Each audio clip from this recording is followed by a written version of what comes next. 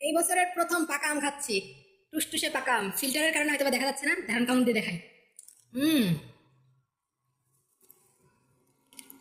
কালো মানুষ তাই ফিল্টার দিয়ে সুন্দর হইতেছি।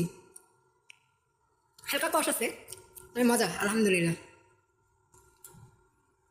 হুম, সেই স্বাদ।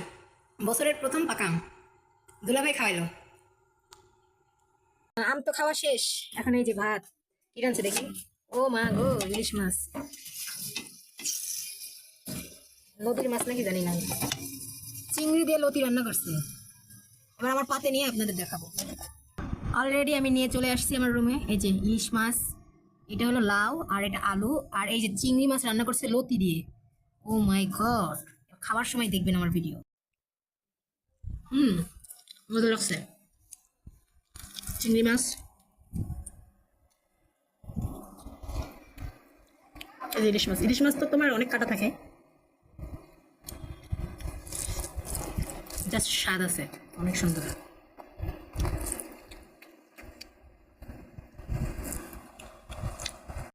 এই যে দেখেন, চিংড়ি, লতি, ইলিশ মাছ, লাউ, আলু, আর এই যে ভাত। যেহেতু ফিল্টার ইউজ করছি সেহেতু ভাতের কালারটা এরকম লাগতেছে।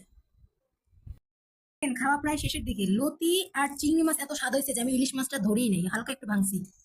ইলিশ মাছের তরকারি থেকেও লতি আর চিংড়ি সবচেয়ে বেস্ট হয়েছে, যা বলার ভাষার বাইরে, অনেক স্বাদ হয়েছে। আজকের ভিডিওটা এখানেই। আল্লাহ হাফেজ, বাই বাই।